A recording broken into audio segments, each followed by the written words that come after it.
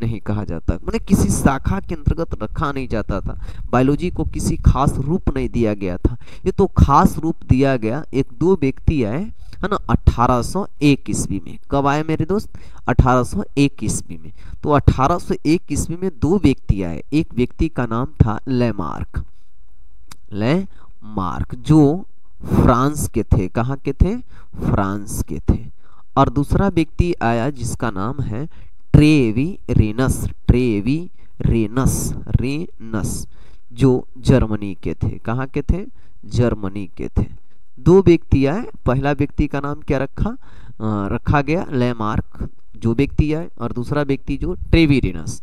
कब आए भाई? 1801 ईस्वी में। तो लेमार्क जो थे वो फ्रांस के थे और ट्रेवीरेनस जो थे वो जर्मनी के थे।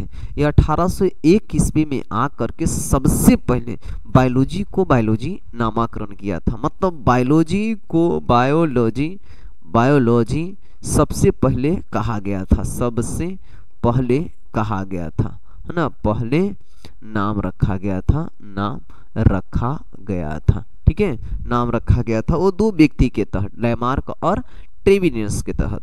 लेमार्क जो फ्रांस के थे और ट्रेवीरेनस जो जर्मनी के थे, ठीक है। अब आगे बढ़ता है। अब इस बायोलॉजी के तहत जो हम लोग शाखाएं बढ़ते हैं ना, तो बायोलॉजी के तहत दो व्यक्ति, बायोलॉजी जो है दो वर्गों में बांटी गई। बायोलॉजी को कितने वर्गों में बांटा गया? तो बायोलॉजी को दो वर्ग में बांटा गया, ठीक है। बायोलॉजी को दो वर्गों में बांट दी गई। पहला का नाम देख, बायोलॉजी जो है जीव विज्ञान दो विभाग में बट गया। तो दो विभाग में जब बट गया जीव विज्ञान, एक का बटा जिसका नाम क्या है आपका, दो भागों में बट गया बायोलॉजी। एक बट गया वनस्पति, वनस्पति, है ना, वनस्पति, वनस्पति, है ना, वनस्पति जीव विज्ञान, वनस्पति जीव विज्ञान बढ़ जाता है, ठीक है, वनस्पति जीव विज्ञान। और दूसरा होता है जिसको आप कहते हैं जंतु विज्ञान, ठीक है, जंतु जीव विज्ञान, जंतु जीव विज्ञान, ठीक है, जीव विज्ञान, जंतु जीव विज्ञान, जंतु जीव विज्ञान, ठीक है ना, जीव विज्ञान के तहत बट गया। मतलब कितने वर्ग में बायोलॉजी बट गई? दो वर्ग में, वनस्पति जीव विज्ञान और दूसरा बट गया आपका जंतु जीव विज्ञान के तहत, ठीक है, जंतु जीव विज्ञान के तहत बट गया। अब देख भाई, वनस्पति विज्ञान के प्रति सबसे ज्यादा अगर कोई अध्ययन किया, उस व्यक्ति का नाम था, है ना, उस व्यक्ति का नाम था कैरोलस। क्या नाम था?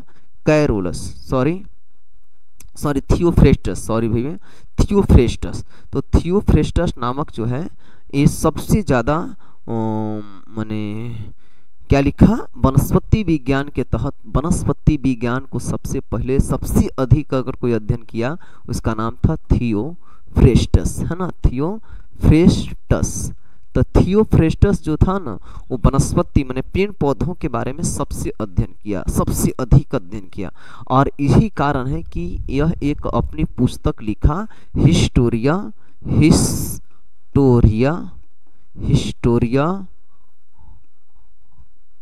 प्लांटेरम,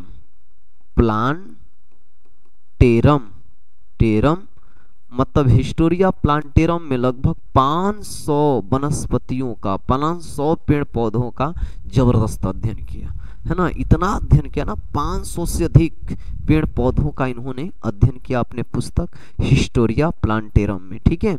और यही कारण है कि वनस्पति जनक का, वनस्पति जीव विज्ञान का, है ना, वनस्पति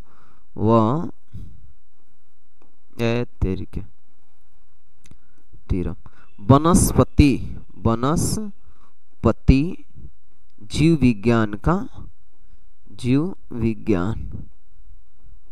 विज्ञान का जनक माना जाता, माने पिता माना गया किनको? थियोफ्रेस्टस को, थियोफ्रेस्टस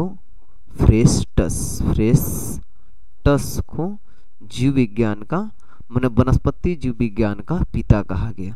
और नेक्स्ट है एक व्यक्ति अरस्तु ने जो आया ना, अरस्तु ने, देखिए अरस्तु ने जो उठ करके वहां से निकला, अरस्तु में देख जीव विज्ञान के अगर सबसे पहले बढ़ाया तो उसका नाम था अरस्तु।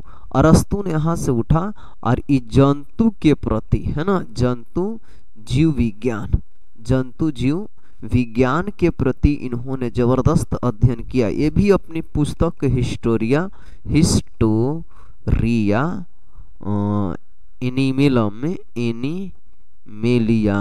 एनिमेलिया में जबरदस्त लगभग 500 जंतुओं का जबरदस्त अध्ययन किया। और यही कारण है कि जंतु जीव विज्ञान का भी पिता किसे कहा जाता है? अरस्तु को कहा जाता है। अरस्तु को कहा जाता है पिता, है ना। किसको किसका कहा जाता है? अरस्तु को जंतु जीव विज्ञान का पिता कहा जाता है। ठीक है बुआ, जंतु जीव विज्ञान को अरस्तु को कहा जाता है। अब नेक्स्ट व्यक्ति एक जीवधारियों का वर्गीकरण। ठीक है, जीवधारियों का वर्गीकरण आप देख सकते हैं। जीवधारियों का वर्गीकरण, धारियों का वर्गीकरण। तो जीवधारियों का जो वर्गीकरण किए ना, जीवधारियों का वर्गीकरण, इस शब्द का सबसे पहला जो इस्तेमाल किया था जॉ है ना, क्या है भाई? जॉर रे, है ना, जॉर रे। कौन किया था भाई? जॉर रे ने किया था। जॉन रे याद कीजिएगा, जॉन, है ना, जॉन रे। ये जॉन रे ने जीवधारियों के वर्गीकरण के प्रति बहुत ज़्यादा जबरदस्त अध्ययन किया इन्होंने।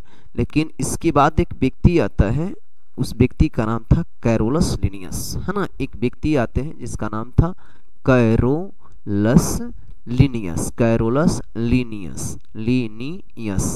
कैरोलस लिनियस आया, जिनका जन्म हुआ था 1700 भैया 1700 कहाँ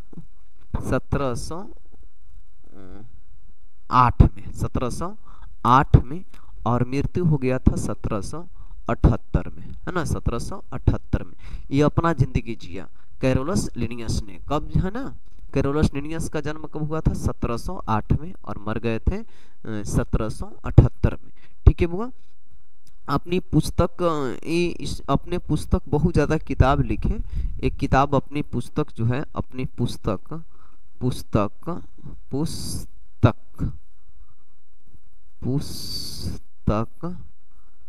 जैसे पुस्तक बहुत ज़्यादा इनका पुस्तक है, जैसे आपको कहा जाता है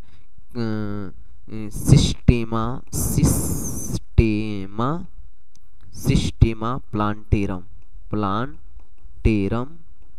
दूसरा है पुस्तक जिनको कह सकते हैं क्लासेस प्लांटेरम।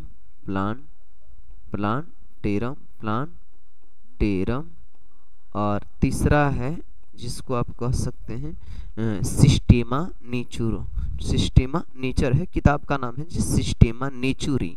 अब फिलासफिया जेनेरा प्लांटेरम जेनेंटेरा सिस्टेमा नेचुरल होता है, नेचरी होता है, नेचरी। और यहाँ हो जाता है आपका जेनेरा प्लांटेरम, है ना, प्लांटेरम होता है। और फिलॉसफिया होता है। नेक्स्ट याद देखिएगा फिलासफोबिया, है ना, फिलासफिया। ये सब किताब में जो है बहुत ज़्यादा अपना क्या लिखे, वर्गीकरण के प्रति अपना दायित्व को निभाया, है ना।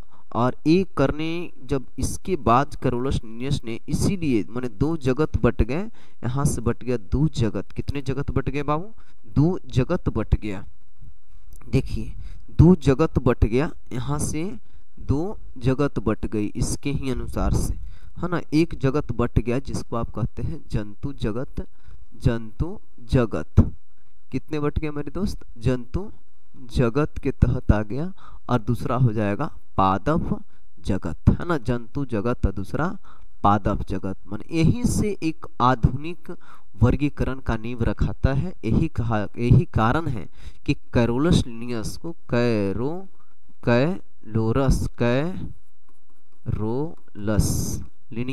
कैरोलस लिनियस को वर्गीकी का पिता कहते हैं। वर्गीकी का पिता कहा जाता है। क्या कहा जाता है? वर्गीकी का पिता कहा जाता है इनको। है ना। लेकिन एक व्यक्ति आया और इसके प्रति बहुत ज़्यादा दायित्व रखे, और दायित्व रखते रखते R.H.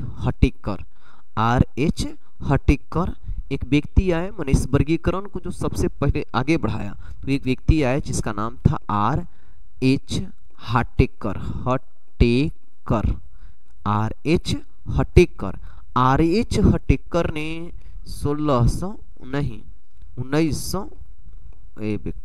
1969 ईस्वी में, कब आया मेरे दोस्त, 1969 ईस्वी में आकर के ये वर्गीकरण को 5 वर्गों में डिवाइड किया, है ना। 5 वर्ग में डिवाइड किया, 5 जगत बताया। पहला का नाम है जिसको आप कहते हैं मोनेरा, प्रोटिस्टा,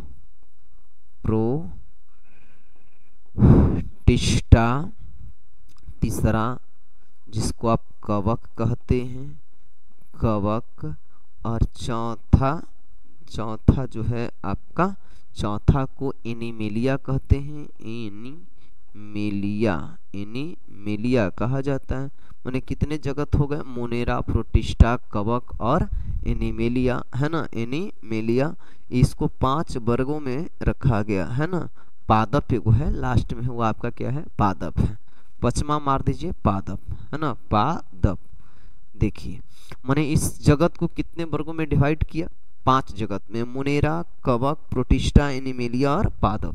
मैंने वर्गीकरण को 5 वर्गों में डिवाइड किया। अगर कोई कहे कि 5 जगत का वर्गीकरण जो प्रोटिस्टा, मोनेरा, एनीमेलिया, पादप, कवक, ये सब जो बांटने वाला व्यक्ति कौन था, उस व्यक्ति का नाम था R.H. हटिकर। और कब, तो 1969 ईस्वी में। कब बांटा गया मेरे दोस्त, 1969 ईस्वी में। तो आज के लिए जो इतना क्लास है, आज के बाद फिर हम लोग आगे की ओर बढ़ेंगे, है ना। अब जो है एक टॉपिक यहाँ से स्टार्ट होगा, आप ध्यान में रखिएगा। आज हम जीवधारियों के वर्गीकरण के प्रति अपना दायित्व रखे हैं। जीवधारियों के बारे में सबसे पहले, जैविक वर्गीकरण के प्रति सबसे पहले अगर सोचा तो उसका नाम था जॉन रे। उसके बाद कैरोलस लिनियस आए। कैरोलस लिनियस का जन्म 1708 ईस्वी में हुआ और 1778 ईस्वी में चले गए। अपनी पुस्तक Systema Naturae Classes Plantarum, Genera Plantarum, Philosophia Plantarum में ये अपना पुस्तक रखे। उसके बाद आए, इस वर्ग को 2 वर्गों में बांट दिया, जंतु जगत और पादप जगत।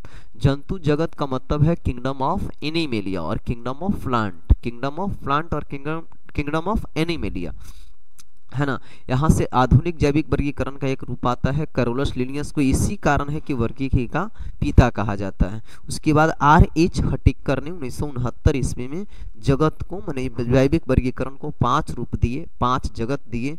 तो 5 जगत में जैसे सबसे पहला का नाम है मोनेरा, प्रोटिस्टा, कवक, एनीमेलिया और पादप है। तो इस प्रकार से आज सभी को हम बताने का प्रयास किए हैं। ऐसी इस तरह का वीडियो पाने के लिए आप लाइक कीजिएगा, सब्सक्राइब करते रहिएगा। जो भी अगर